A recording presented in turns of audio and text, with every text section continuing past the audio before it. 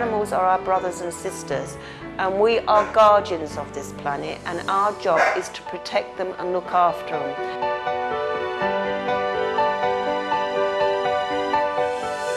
Sweet friends, welcome to today's Animal World Our Co-Inhabitants, featuring vegan Italian telepathic animal communicator, animal healer and animal bereavement counsellor, Rosina Maria Arquati, who has lived in Hong Kong for over 32 years. Since she was young, Rosina has always had a special connection with animals, not only sensing and understanding their emotions, but also talking with them, as humans do with each other. Her first memory of communicating with an animal is from around the age of 6.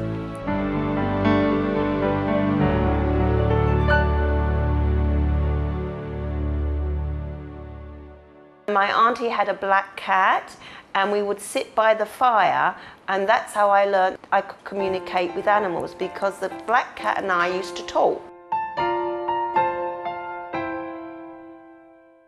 Miss Arquati's husband, a vegetarian and veterinarian, inspired her to connect with animals more deeply, and together they adopted a compassionate, plant-based diet.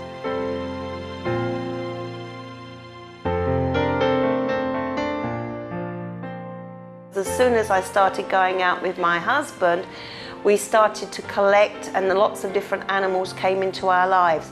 So it was like the universe sent my husband to supply all the animals that I needed to talk to. Over the last decade, Rosina has been teaching telepathic animal communication and raising public awareness about animal welfare. So I've been teaching here in Hong Kong. I love to help people with their animals. Also, sometimes people can work with their animals and they won't abandon their animals. And when that happens, that's really good, because you've helped somebody connect with their animal. Rosina next explains what telepathic animal communication is and how to connect with animals.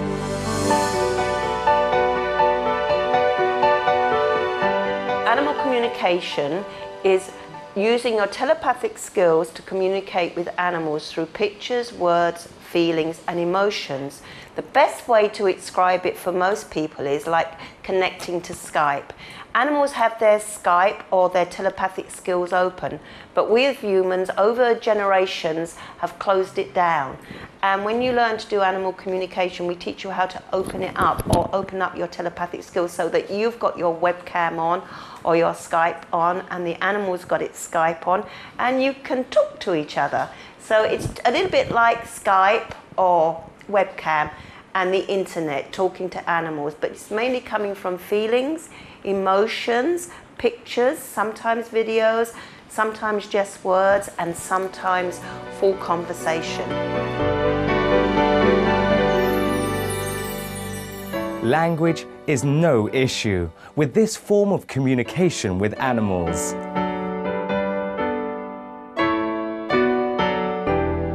Most of my clients are Cantonese speaking, so the dogs are actually Cantonese speaking. There seems to be a universal translator when it's in words, so I hear it in English even if the dog is a Cantonese speaking dog. But most of the times it's pictures, videos or feelings, which is very easy. You have to remember your animals are quite basic, so everything is seen on a very simple level, so that's how we get the information through.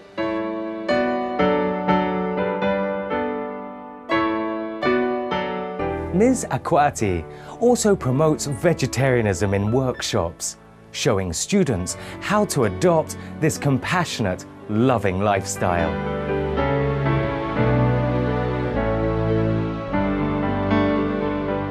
I have a 20-minute section in my workshops.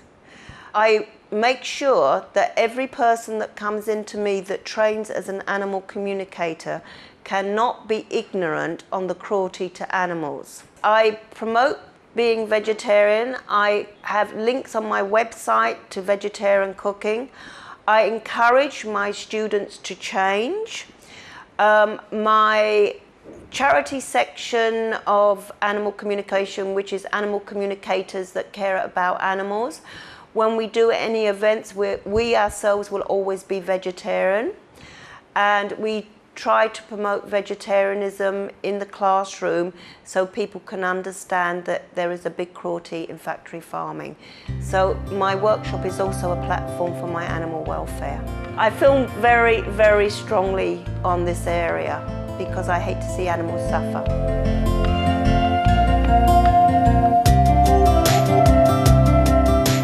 How does being vegetarian affect our relationships with animals?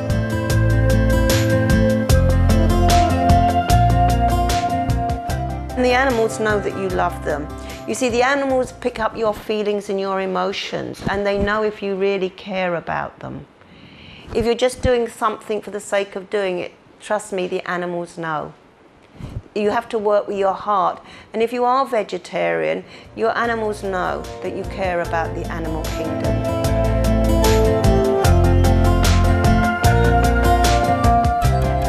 What are Rosina's views on the main causes of animal suffering?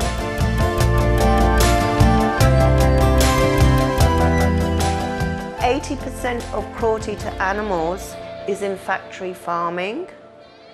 Approximately 10% is in household products and makeup. And when I say household products, I mean washing liquid, things that we don't think about. Furniture polish, also makeup. And then there's a new industry that is growing very fast that comes between that. Animal testing for makeup and that is puppy farms.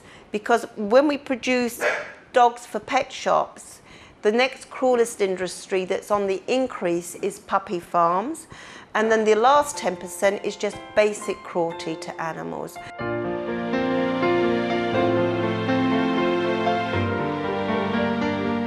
Working with animals is a great joy. So Miss Arquati loves her job and enjoys meeting and helping both people and animals.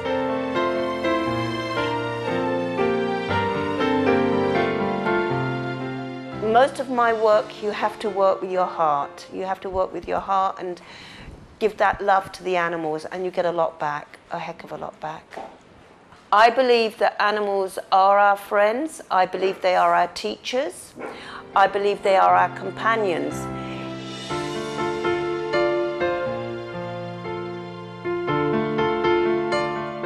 When we return, we'll continue our fascinating interview with Rosina Maria Arquati. Please stay tuned to Supreme Master Television.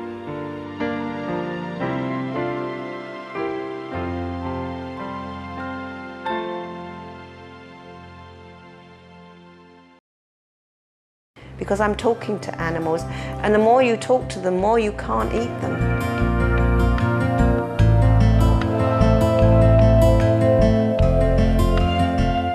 Welcome back to Animal World, our co-inhabitants, and today's show featuring vegan Italian telepathic animal communicator, animal healer and animal bereavement counsellor, Rosina Maria Arquati, who has lived in Hong Kong for over 32 years.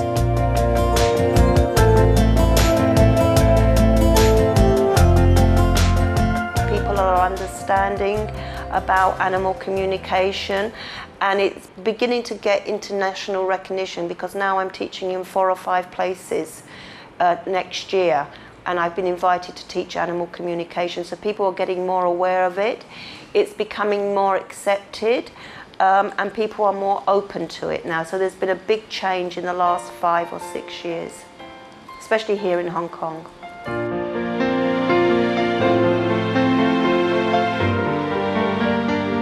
Rosina is glad to pass on her compassionate understanding and knowledge of the animal kingdom so that both people and animals can experience more fulfilled and blessed lives.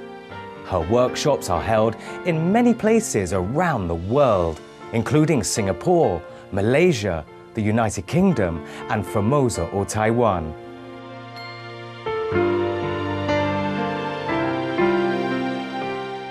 it gives me a platform for my animal welfare. Secondly, it teaches people that animals have feelings, emotions. And once they learn that, they can understand why their animal is doing something. It's not just a being, it is a human being. It's just like a child. And once people understand that animals have the same feelings as human beings, they start treating them differently, and they won't hurt them if they can possibly help it. And it also helps people from abandoning their animals. For me, mainly, it's a really good platform for teaching animal welfare because I feel very strongly about cruelty to animals.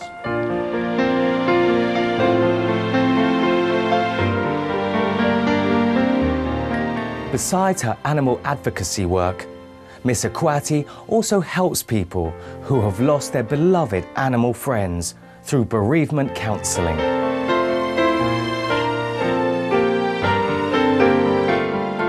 The importance of bereavement counselling is helping people get over the death of pets and also helping them to communicate with animals that are in the spirit world after they've left the planet. When I was a lot younger, when my animals died, I was devastated. I would cry, I wouldn't get out of bed, I was very upset. And then I learned that there was a need for me to help other people in the same position. Rosina Maria Arquati shares her home with many adopted and rescued animals and will now introduce us to her loving family.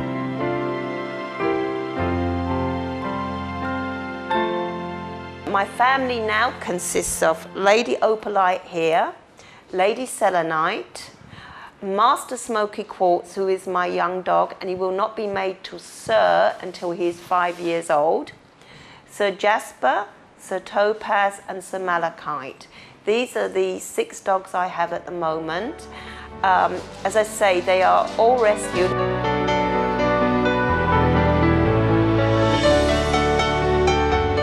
Ms. Arquati explains why it's important to give noble names to your animal companions.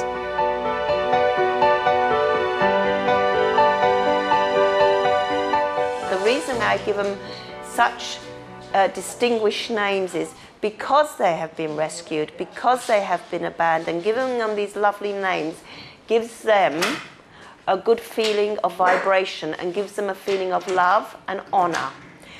We call them the aristocratic Pomeranians. Originally, they were street dogs or abandoned animals that nobody loved and nobody cared for.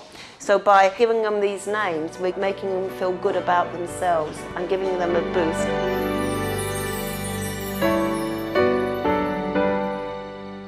Ms. Arquati now shares some touching rescue stories.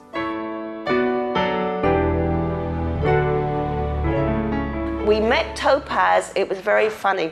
We met Topaz on a walk, a Hong Kong dog rescue walk with 90 dogs. And he looked at me with his eyes and he asked me to take him home, and I couldn't resist. So one Christmas when my husband asked me what I wanted for Christmas, I said if that rescue dog is still there, I would have him. This particular one, the breeders went bankrupt and they gave all the dogs to the animal pound.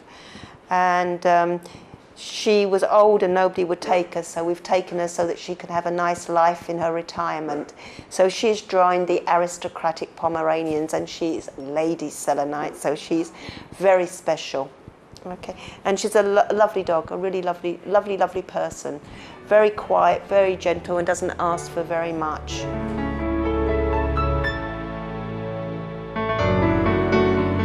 Ms. Arquati encourages people not to buy dogs from pet shops.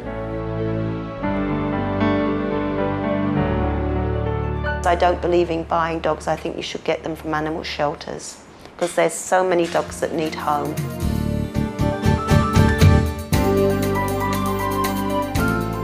For more information about Rosina Maria Arquati, please visit rosina.wordpress.com. Special viewers, it's been a pleasure having you with us today on our program.